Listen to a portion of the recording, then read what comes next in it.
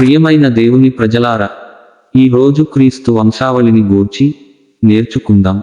క్రీస్తు దావీదు కుమారుడైన సొలొమోను వంశములోనా, లేక సొలొమోను సహోదరుడైన నాతాను వంశములోనా, ఏ దానిలో పుట్టెను? లూకా అధ్యాయం 3 వచనం 31లో దావీదుకు పుట్టిన నాతానులో వంశావళి వచ్చినది. అయితే మత్తయి 1వ అధ్యాయం 6వ వచనం ప్రకారము దావీదుకు పుట్టిన సొలొమోనులో వంశావళి వచ్చినది. ఏది ఒప్పు, ఏది తప్పు?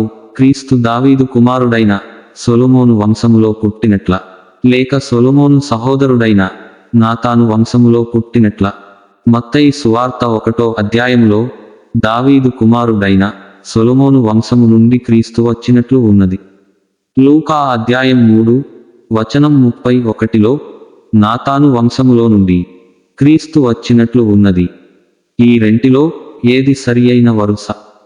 బైబిల్ సంబంధముగా ఇట్టి ప్రశ్నలు లేచినప్పుడేది యొప్పు, ఏది తప్పు అని అడుగరాదు. బైబిల్లో నున్నవన్నీ నొప్పేగాని తప్పుగా వ్రాసినవి ఏవీ లేవు. స్తోత్రము. కాబట్టి రెండు వంశావళ సంగతి ఎట్లనగా, నొకటి యోసేపుదనియు, రెండవది క్రీస్తు తల్లి అయిన మరియదనియు నమ్ముచున్నాము. మత్తయి 1వ అధ్యాయం 6వ వచనంలో తేటగా మరియ భర్త అయిన యోసేపు తండ్రి యాకోబు అని గ్రహించుచున్నాము. ఎందుకంటే యాకోబు యోసేపును కనెనని వ్రాయబడినది. అయితే లూకా 3వ అధ్యాయం 23వ వచనంలో యోసేపు హేలి అనే ఆయనకు పుట్టినట్లున్నది. ఇదెట్లు?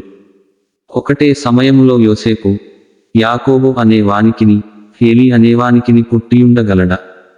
అసాధ్యము. గనుక మత్తయి వంశావళి ఒకటి, లూకాది మరియొకటి అని నిశ్చయించుకుంటున్నాము. ఇలాగైతే లూకా వ్రాసినది తప్పని అనుకొందామా? అట్లనరాదు. మరియ భర్త అయిన యోసేపు హేలి కుమారుడని లూకా తేటగా వ్రాయక ఇండైరెక్ట్ గా సంగతి వివరించుచున్నాడు అంతే. యోసేపు మరియను పెండ్లి చేసుకొన్నందున ఆ సంబంధము క్రిందనే యోసేపు హేలి కుమారుడని సూచనగా లూకాలో వ్రాయబడినది. యోచించి చూడగా హేలి అనబడిన వాడెవడనగా మరియ తండ్రి అయినవాడు. గనుక ఆ బిడ్డను యోసేపు వివాహము చేసుకొన్నందుచేత ఆ సంబంధములో యోసేపు హేలి కుమారుడాయెను.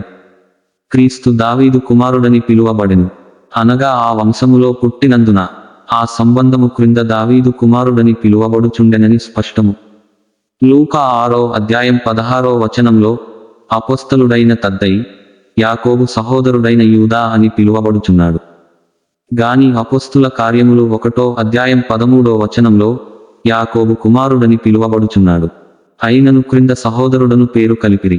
దీని భావమేమంటే కుమారుడనే పదము యూదులలో విశాలమైన అర్థముతో కూడినదని గ్రహించుచున్నాము. గనుక మరియ భర్త అయిన యోసేపు హేలి కుమారుడని పిలువబడినప్పటికిని అతడు వాస్తవముగా హేలి జాతీయ సహోదరుడై ఉండగా జరిగిన పెండ్లిని బట్టియే హేలి కుమారుడుగా లూకా వ్రాసిన వంశావళిలో సూచింపబడుచున్నాడని తేటపడుచున్నది. కావున లూకా వంశావళి వేరు, మత్తయి వ్రాసిన వంశావళి వేరని నమ్ముచున్నాము. మత్తయిది యోసేపుది, లూకా వ్రాసినది క్రీస్తు తల్లి అయిన మరియది. ఇందును బట్టి దావీదు దగ్గరకు రాగానే వంశావళి చీలినది. ఓబేదు, దావీదు, సొలొమోను, రెహబాము అని వెళ్ళిపోతుంది. అయితే లూకాలో ఓబేదు, దావీదు, నాతాను, మత్త అని వెళ్ళిపోతుంది. కాబట్టి బహు తేటతెల్లమైపోయినదేమనగా లూకా వివరించి వ్రాసినది ఒక వంశావళి అయి ఉండగా మత్తయి వేరొక వంశావళిని పట్టుకొని వివరించుచున్నాడు. రెండును క్రీస్తుకు చెందినవే గాని ఒకటి తల్లిగారిది. మత్తయి వ్రాసినది అయితేనో తండ్రిగా నించబడిన యోసేపు గారిది. ఈ భేదమును కనిపెట్టి రెండును ప్రతిపాదించవలెను. మరియ తండ్రి అయిన హేలి దావీదు వంశపువాడే, అనగా దావీదు కుమారుడైన నాతాను ద్వారా హేలి వంశావళి వచ్చినది. మరియును పెండ్లి చేసుకొనిన వాడైన యోసేపు సహితము దావీదు వంశపువాడేగాని దావీదు కుమారుడైన సొలొమోను వలన యోసేపు వంశావళి వచ్చినది. అంతేకాదు, క్రీస్తు తల్లిగారి వంశావళి ఆదాము మొదలుకొని చెప్పబడియున్నదని గమనించండి. కావున శరీర రీతిగా చెప్పితే క్రీస్తు ఆదాము వంశములోనే వచ్చియున్నాడని తేలినది. అవును, పడిపోయిన ఆదాము కొడుకులను రక్షించుటకు తన తల్లి ద్వారా ఆదాము వంశమును సంబంధించి వచ్చియున్నాడు. అంతేకాదు, అపోస్తలుడైన పౌలు గారు కొరింథీయులకు వ్రాసిన మొదటి పత్రిక 15వ అధ్యాయం 45వ వచనం చదివితే క్రీస్తు కడపటి ఆదామని పిలువబడుచున్నాడు. సర్వసాధారణముగా పాత నిబంధనలో ఆయా రాజుల పేర్లివ్వబడగానే వారి వారి తల్లి పేరు కూడా ఇవ్వబడినది. ఎందుకు? 1. తల్లి సంగతి గొప్పది. స్త్రీ సంతానము చేత రక్షింపబడితిమి. క్రీస్తే వాగ్దాన సహితమై వింతగా పరిశుద్ధాత్మ మూలముగా పుట్టిన రక్షణకరమైన ఆ స్త్రీ సంతానము. గలతీ 4:4-5. 2. ఒకని తల్లి చాలా ప్రియమైనది గనుక మిగుల ప్రేమతో క్రీస్తు తన తల్లిని యోహాను వశము చేసి పోయెను. యోహాను 19వ అధ్యాయం 25-27. ఆదాము మొదలుకొని మరియ తండ్రి అయిన హేలీ వరకు సరిగా 77 తరములు జరిగెనని గుర్తు చేసుకోండి. అయితే ఆ లెక్క రావలనంటే లూకా 3వ అధ్యాయం 23లోనున్న యేసు పేరును 3వ అధ్యాయం 38లోనున్న దేవుని పేరును కలిపి ఆ లెక్క చేసుకొనవలెను. గనుక దేవుడు మొదలుకొని యేసు వరకు సరిగా 77 తరములు జరిగెను.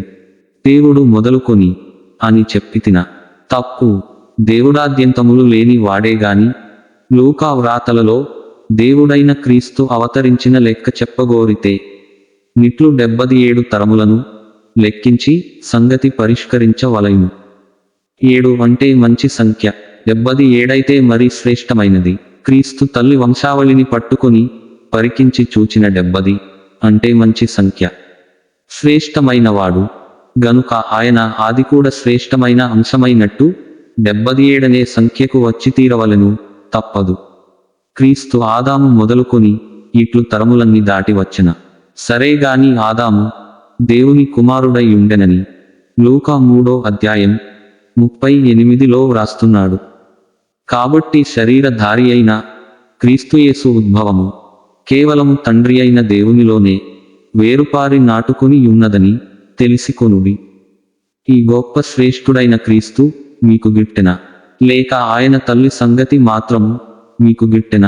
వైద్యుడు కావలెనా? వైద్యుని తల్లి మాత్రము సరిపోతుందా? జాగ్రత్త! యోసేపు వంశావళి మత్తయిది. రాజుల వంశములో వచ్చిన యోసేపు క్రమేణ బీద వడ్రంగి ఆయను చూడండి. అయితే ఫవాలేదు. దేవుని కుమారుడైన వాడు పాపుల కొరకు తన్ను తాను రిక్తునిగా చేసుకొని వచ్చి దాసానుదాసుడాయెను. లూకా వంశావళి మరియొక వంశావళి, అది కూడా మహా గొప్పది. కాబట్టి రెండును గైకొని ఆ వంశావళులెవనికి సాక్ష్యమిచ్చుచున్నవో ఆ క్రీస్తు యేసునొద్దకు ఆకర్షింపబడి రక్షింపబడుటకు త్వరపడండి. రక్షింపబడిన వాడైతే త్వరలో లేచి కడుగుకొనుటచే అతని నిజస్థితి తేటపడుతుంది.